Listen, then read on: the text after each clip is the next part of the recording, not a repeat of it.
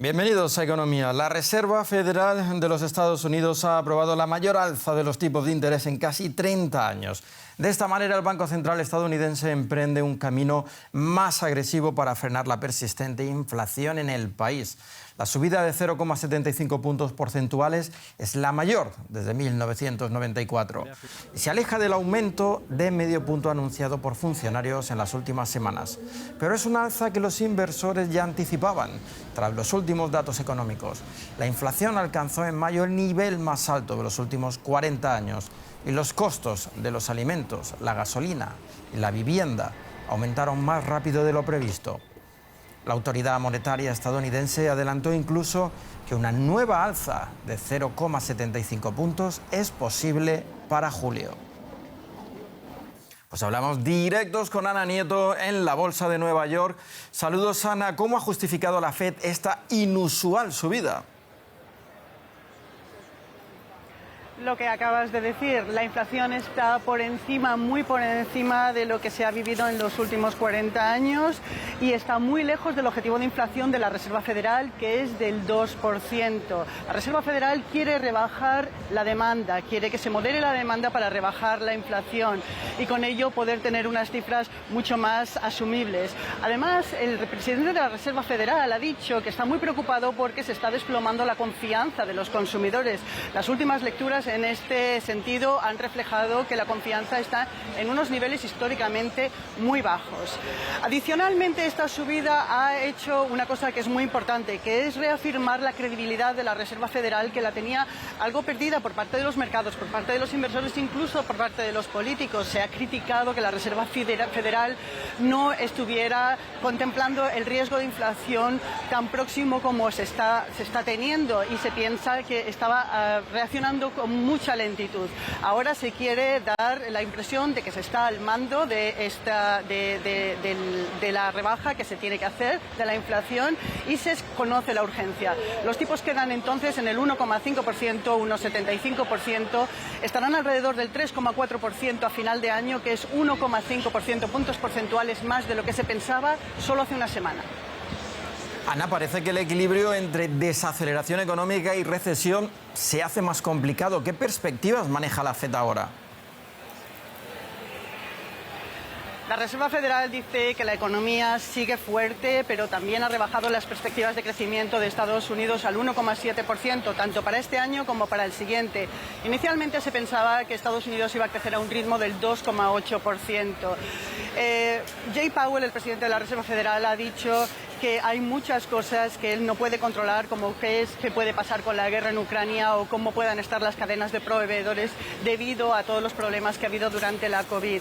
Dice de todas maneras que él sigue pensando que va a haber una desaceleración suave, pero reconoce que el camino a esta es cada vez más complicado. En cualquier caso, espera que la inflación se rebaje el año que viene y que el desempleo suba del 3,6% al 4,1%, algo que para él significaría que el mercado laboral está en un equilibrio mucho mejor que el actual. Gracias, Ana, desde Wall Street. La compañía energética rusa Gazprom anunció hoy que vuelve a reducir el volumen máximo de suministro de gas a Alemania a través del gasoducto Nord Stream 1. A partir de mañana jueves, solo bombeará un máximo de 67 millones de metros cúbicos diarios a través del gasoducto. Una vez más, la empresa estatal rusa justificó esta medida por los retrasos en los trabajos de reparación que lleva a cabo la empresa alemana Siemens, algo que Berlín desmiente. El martes, Gazprom ya había anunciado la reducción del volumen máximo de suministro hasta los 100 millones de metros cúbicos de gas frente a los 167 millones de metros cúbicos iniciales. Y no solamente Alemania había reducido drásticamente el suministro de gas ruso, Italia también se verá afectada. Nos lo cuenta nuestro experto José David Navarro desde Frankfurt. Hola, ¿qué tal? Pues sí, se va a reducir, Gazprom va a reducir en un 15% el envío de gas a Italia. Así lo confirmaba hoy el gigante eléctrico italiano Eni, que además puntualizaba que Gazprom no ha dado motivos para haber dado este paso en el día de hoy, miércoles. Es una noticia importante, puesto que, como adelantabais, Italia es el segundo mayor cliente del gas ruso aquí en Europa. Solo el año pasado, el 40% de sus importaciones de gas procedían de Italia. Esta decisión de Gazprom se toma en un contexto, como también adelantabais, difícil, no solo porque ayer se anunció también el recorte de gas a Alemania, sino porque ocurre un día antes de la que se espera, aunque todavía no confirmada, visita de Macron, de Scholz y de Draghi también a Kiev para reunirse con Zelensky. Desde Italia se apunta y se pide calma porque las reservas de gas en el país están actualmente en el 52%, pero ese pedido de las autoridades italianas no ha servido para contener los precios en los mercados europeos, que hoy aumentaban un 21% con respecto a ayer. Se ha hecho efectiva la privatización de la mayor empresa de energía de América Latina. Después de 60 años, el Estado brasileño deja de ser el accionista mayoritario de Eletrobras, una empresa con 14.000 empleados que el año pasado obtuvo beneficios por más de 1.000 millones de euros. Es una demorada pero gran victoria de la agenda neoliberal del actual gobierno. 3, 2, 1, Celebración en la Bolsa de Sao Paulo después de que el presidente brasileño Jair Bolsonaro sellara la privatización parcial de Eletrobras, la mayor empresa energética del país y de la región. Tras 60 años, el Estado deja de ser socio mayoritario de la compañía, con una participación que pasará del 75 al 45%. La mayor empresa de generación de energía limpia y renovable del mundo está libre. Es como un hijo que se fue de casa a los 18 años y ahora va a triunfar. Ya no necesita estar bajo la protección del Estado, que se estaba volviendo perjudicial. Eletrobras logró recaudar casi 30.000 millones de reales, unos 6.000 millones de dólares, con la emisión de nuevas acciones. Se trata de la mayor oferta de títulos en la bolsa brasileña desde la megacapitalización de Petrobras en 2010. El ministro de Minas y Energía aseguró que la privatización garantizará la seguridad energética de los brasileños. Los consumidores ya no tendrán que lidiar con el riesgo hidrológico y se beneficiarán del aumento de la competencia. Además, habrá un aporte de 5.000 millones para la cuenta de desarrollo energético que reducirá las tarifas. Las privatizaciones forman parte de las promesas de Jair Bolsonaro que lo llevaron a ganar las presidenciales de 2018 y con las que busca su reelección para octubre de 2022. Su principal rival electoral y expresidente, Luis Ignacio Lula da Silva, se opuso desde el principio a que Eletrobras dejara de estar en manos del Estado al considerar que esta medida reducirá su capacidad de llevar a cabo programas sociales. Sin embargo, el líder del Partido de los Trabajadores dijo que no revertirá la venta de acciones de asumir un nuevo mandato.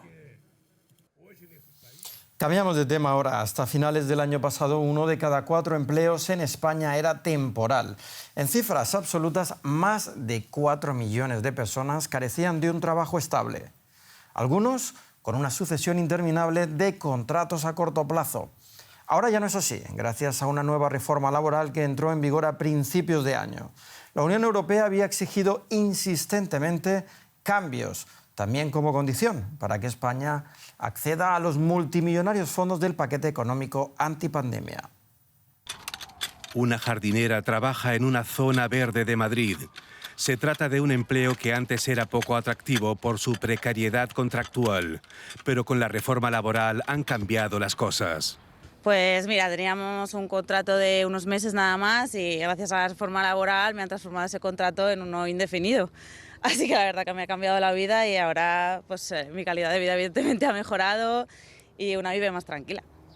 Declaraciones como estas son muy del agrado de los sindicatos españoles, que llevan años luchando contra los contratos temporales y por fin llegaron a un acuerdo con el gobierno y la patronal. Los datos de abril dicen que la contratación, cerca del 50%, son contratos indefinidos. Esto lo que conlleva es a generar estabilidad en el trabajo y eliminar esa temporalidad y esa precariedad que estaba instalada en el mercado de trabajo español.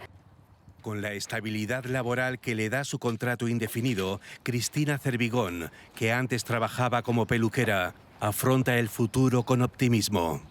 Te digo, al final ves que puedes avanzar en la vida, que eres joven y que parece que tu futuro se ve mejor, con mejores ojos y pues con la idea de una familia, de una casa, de mantenerte y vivir bien. Muchos empresarios prefieren no hablar sobre la reforma laboral. Pero en esta fábrica de quesos, a 200 kilómetros de Madrid, señalan cómo afecta a su política de contratación.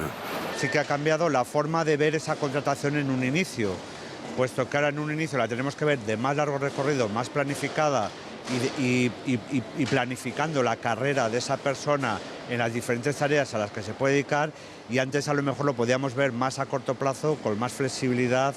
La reforma no abarca todos los sectores, como se ve en el sistema sanitario de la capital española. La internista Otilia Bisbal lleva 10 años trabajando en este hospital. Y durante todos estos 10 años he tenido todo el tiempo contratos temporales y además contratos muy precarios que en algunos casos ni siquiera cuentan en el sistema para la administración. Por ello, el personal de la salud ha protestado repetidamente en los últimos días, precisamente contra estos contratos temporales. La temporalidad en la administración pública es altísima y en el sector sanitario todavía mucho más. Entonces, aquí en Madrid somos más del 52% de médicos de hospitalaria, contratos temporales, y en algunas especialidades como urgencias, más del 80%. Se necesitará tiempo y esfuerzo para que la reforma se extienda a todo el mercado laboral y así más personas puedan gozar de un contrato indefinido como Cristina Cervigón. Pues hasta aquí la economía. A ustedes muchas gracias por elegirnos. Cuídense mucho desde donde quiera que nos acompañen y hasta pronto.